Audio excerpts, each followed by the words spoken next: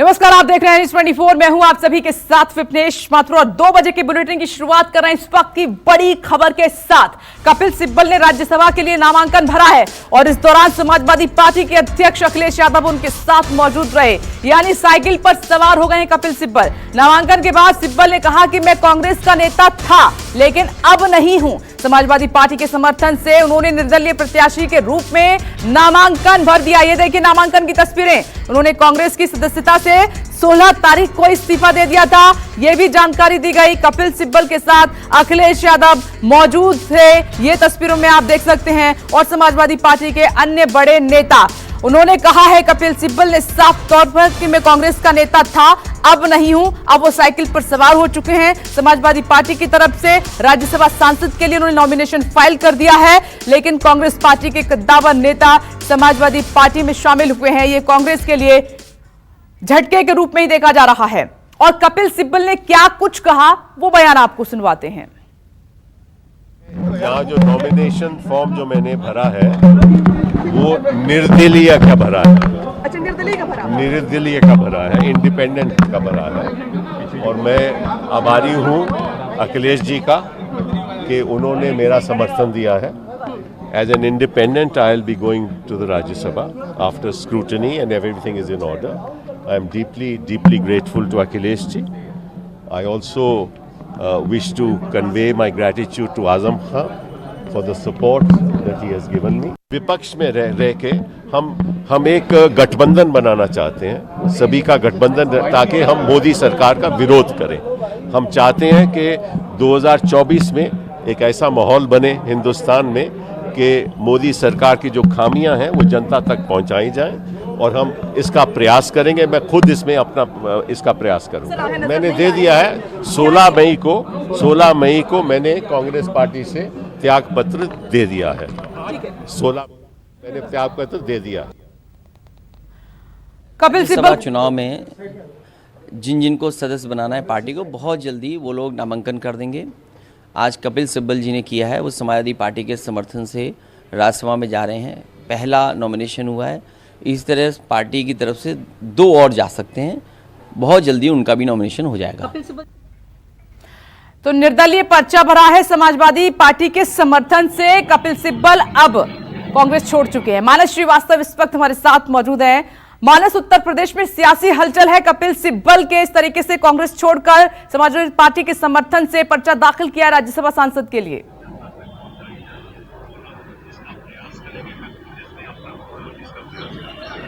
देखिए, निश्चित तौर पर जो स्थिति है बिल्कुल स्पष्ट है। 2 दिन से इस बात की चर्चा थी कि कपिल सिब्बल समाजवादी पार्टी के सिंबल से राज्यसभा की ओर जा सकते हैं, लेकिन आज थोड़ी हैरत इस बात को लेकर हुई कि कपिल सिब्बल ने निर्दलीय पर्चा दाखिल किया। ये भी माना जा रहा है कि जिस तरीके से आजम खान की उन्होंने पैरवी की सुप्रीम कोर्ट में, एक तरीके से उसके पारितोषिक के तौर पर भी इसको जोड़ के देखा जा रहा है। हो सकता है कि आने वाले समय में जो आजम खान और अखिलेश के बीच जो तलखियां हैं उसको दूर करने में कपिल सिब्बल कोई अहम भूमिका निभा सके। लेकिन जो राजनीतिक इसके मायने हैं बिल्कुल साफ नजर आते हैं, क्योंकि देखिए मैंने पहले भी जिक्र किया था कि 2 विकल्प थे कपिल सिब्बल के पास, चूंकि वो लालू प्रसाद यादव के भी एडवोकेट रहे हैं और उनके पास आरजेडी का भी विकल्प था, लेकिन उन्होंने समाजवादी पार्टी को चुना और उत्तर प्रदेश को चुना, क्योंकि उत्तर प्रदेश वो धरती है जहां से प्रधानमंत्री नरेंद्र मोदी प्रतिनिधित्व करते हैं, सांसद बनारस से, और सबसे ज्यादा सीटें यहीं से है, लोकसभा की भी और विधानसभा में भी प्रचंड बहुमत है। तो ऐसे में जिस तरीके से अखिलेश ने एक फैसला लिया था कि वो अपनी लोकसभा की सीट छोड़ करके और उत्तर प्रदेश में एक विपक्ष की भूमिका निभाएंगे, उसको वो खुद लीड करेंगे, तो कहीं ना कहीं समाजवादी पार्टी के जरिए राज्यसभा उत्तर प्रदेश से जाने के पीछे जो मंशा है वो कपिल सिब्बल अपनी बातों से स्पष्ट कर रहे हैं कि संभवतः वो शायद गैर कांग्रेसी विपक्ष की बात कर रहे हैं। जहां तक मैं समझ पा रहा हूं कि वो गैर कांग्रेस एक विपक्ष को खड़ा करना चाहते हैं, जिसमें वो किसी पार्टी के डोर से बंधना नहीं चाहते। वो एक इंडिपेंडेंट तौर पे वो राज्यसभा में जाएंगे और वहां पर रह करके वो तमाम जो गैर कांग्रेसी जो दल हैं, जो विपक्ष की भूमिका में है, उनको एकजुट करने की कोशिश करेंगे और शायद उसका पूरा फोकस उत्तर प्रदेश होगा। 2024 का भी जिक्र किया कपिल सिब्बल ने, तो शायद ये माना जा रहा है कि 2024 से पहले ही कपिल सिब्बल किसी एक बड़ी भूमिका में नजर आएंगे, विपक्ष को लीड करेंगे, विपक्ष को एकजुट करेंगे और मोदी सरकार के खिलाफ योगी सरकार के खिलाफ एक हमलावर की मुद्रा में नजर आएंगे। किस तरीके की रणनीति होगी, क्या बातचीत हुई है, ये तो आने वाला समय बताएगा कि रणनीति कितनी कामयाब होती है, नहीं होती है।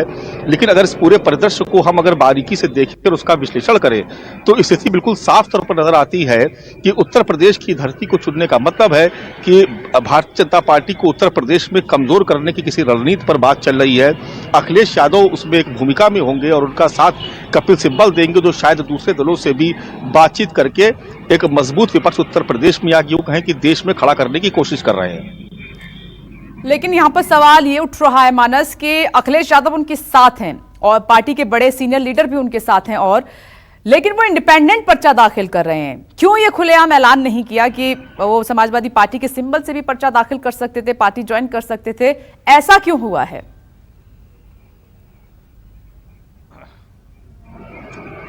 देखिए, जैसा कि मैंने आपसे पहले भी मैंने जिक्र किया कि देखिए उनके पास एक दूसरा विकल्प भी था कपिल सिब्बल के पास। वो आरजेडी से भी जा सकते थे, उम्मीदवार वो बन सकते थे, वो आरजेडी की तरफ से भी उनके पास ऑफर था, लेकिन उन्होंने समाजवादी पार्टी को चुना। अब दूसरी बात वो जिसका जिक्र कर रहे हैं कि वो एक विपक्ष का मोदी सरकार के खिलाफ एक मजबूत गठबंधन तैयार करना चाहते हैं, इसलिए संभवतः वो किसी पार्टी की डोर में बंधना नहीं चाहते, किसी पार्टी की परिधि में नहीं वो आना चाहते हैं। जो उन्होंने जिक्र किया था पहले कांग्रेस के बारे में, उसको आज हालांकि उन्होंने रिपीट नहीं किया, लेकिन वो हमेशा इस बात को लेकर के विरोध करते रहे कि कांग्रेस की जो नीतियां हैं वो मोदी सरकार को घेरने में काफी नहीं है। तो देखिए, ये एक कह सकते हैं कि एक समीकरण तैयार करने की कोशिश की जा रही है अखिलेश यादव की तरफ से। अखिलेश यादव उत्तर प्रदेश में, मैंने जिक्र किया कि लोकसभा उन्होंने छोड़ी, वो इसलिए छोड़ी ताकि उत्तर प्रदेश की विधानसभा में वो मजबूत विपक्ष के तौर पर समाजवादी पार्टी को पेश कर सके। कल उसकी एक मिसाल भी देखने को मिली। अब इसमें कपिल सिब्बल की एंट्री होती है और कपिल सिब्बल इंडिपेंडेंट उम्मीदवार के तौर पर अपना नामांकन दाखिल करने जाते हैं, लेकिन उनके साथ अखिलेश यादव, राम गोपाल यादव और पूरी समाजवादी पार्टी उनके साथ खड़ी रहती है। समाजवादी पार्टी के कार्यालय से ही वो निकलते हैं। नामांकन दाखिल करने से पहले वो काफी देर अखिलेश यादव के साथ उनकी मंत्रणा होती है। अखिलेश यादव, राम गोपाल यादव उनको लेकर के निकलते हैं सपा कार्यालय से और विधानसभा तक लेके आते हैं, नामांकन दाखिल करवाते हैं। तो देखिए, ये सिर्फ इस बात की कवायद है कि किसी पार्टी की डोर में ना बंधे, क्योंकि हो सकता है कि आने वाले समय में कोई ऐसी स्थिति खड़ी हो जाए कि समाजवादी पार्टी के अगर वो खेमे में रहते हैं तो दूसरे जो दल है वो उनके साथ आना पसंद ना करे। इसलिए कहीं ना कहीं वो एक ऐसी भूमिका में अब खुद को रखना चाहते हैं कपिल सिब्बल, जहां पर वो समाजवादी पार्टी के साथ तो हैं, लेकिन उनके दल की डोर से बंधे नहीं होंगे, तो उनको बाकी दूसरे दल जो भले ही समाजवादी पार्टी के खिलाफ हो लेकिन वो विपक्ष में है, तो उनको जोड़ने में उनको आसानी होगी। और इस बात का संकेत कपिल सिब्बल ने देखिए बहुत साफ तौर पर दिया भी, और आने वाले समय में आप देखेंगे भी कि कपिल सिब्बल इसी भूमिका में नजर आएंगे। वो हो सकता है कि देश के भी तमाम जो दूसरे गैर भाजपाई दल हैं जो विपक्ष में है उनको जोड़ने की कोशिश करें, लेकिन मैं बार बार जिक्र कर रहा हूं कि पूरा फोकस उनका उत्तर प्रदेश में होगा, क्योंकि उत्तर प्रदेश में अगर बीजेपी को डैमेज करने में 2024 में कामयाब होते हैं तो निश्चित तौर पर बीजेपी के लिए एक बड़ी मुश्किल खड़ी होगी। लेकिन वर्तमान स्थिति देखें तो हालात वैसे नहीं है। हालात ये है कि भारतीय जनता पार्टी आज भी उत्तर प्रदेश में सबसे बड़ी पार्टी है, सबसे ज्यादा विधायक उसके पास है और लोकसभा के सांसद भी सबसे ज्यादा उसके पास है। तो ऐसे में बीजेपी के इस किले को, इस चक्रव्यूह को तोड़ने के लिए एक खास किस्म की रणनीति तैयार करने की कोशिश की जा रही है, जिसके केंद्र में कपिल सिब्बल है और जिसके बैक में समाजवादी पार्टी है। ये उस दिन एहसास हो गया था 5 राज्यों के जब विधानसभा परिणाम आए थे और उसमें कांग्रेस की बुरी तरीके से हार, और उसके बाद कपिल सिब्बल का राहुल गांधी पर हमला। तो कपिल सिब्बल ये भांप चुके थे कि उनको नहीं भेजा जाएगा राज्यसभा, और दूसरा कांग्रेस के पास नंबर भी नहीं है उत्तर प्रदेश में। मानस, ये साफ तौर पर उन्होंने भांप लिया था पहले ही, तो पूरा गणित बैठाकर वो गए हैं समाजवादी पार्टी की तरफ उत्तर प्रदेश में।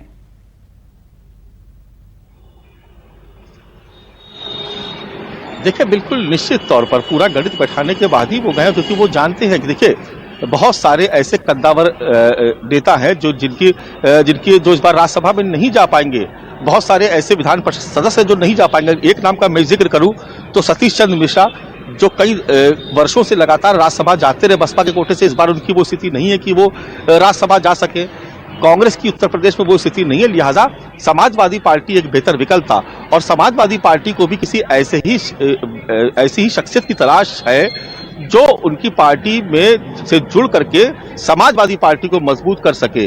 और देखिए, एक बड़े वकील, जिस तरीके की भूमिका उन्होंने आजम खान के केस में कपिल सिब्बल ने निभाई, तो उसका क्रेडिट जाता है कपिल सिब्बल को। और कहीं ना कहीं समाजवादी पार्टी ये महसूस करती है कि कानून के इतने बड़े जानकार, देश के इतने बड़े वकील और इतने पुराने नेता कांग्रेस के, जो कई टर्म सेंट्रल में मिनिस्टर रह चुके हैं, अगर वो समाजवादी पार्टी के साथ जोड़ते हैं तो ये उनके लिए भी बेहतर और सुविधाजनक है।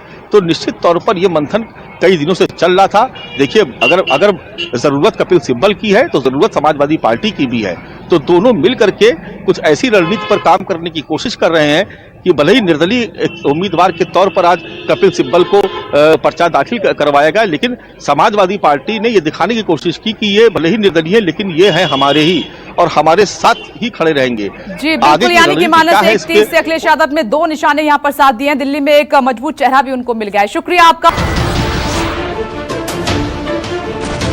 नमस्कार, मैं हूं मानक गुप्ता। अगर आपको हमारा ये वीडियो पसंद आया हो तो इसे लाइक और शेयर जरूर करें, और हां, हमें सब्सक्राइब और फॉलो करना ना भूलें ताकि आप देश और दुनिया की कोई खबर मिस ना करें। तो जुड़े रहिए हमारे साथ और देखते रहिए न्यूज़ 24।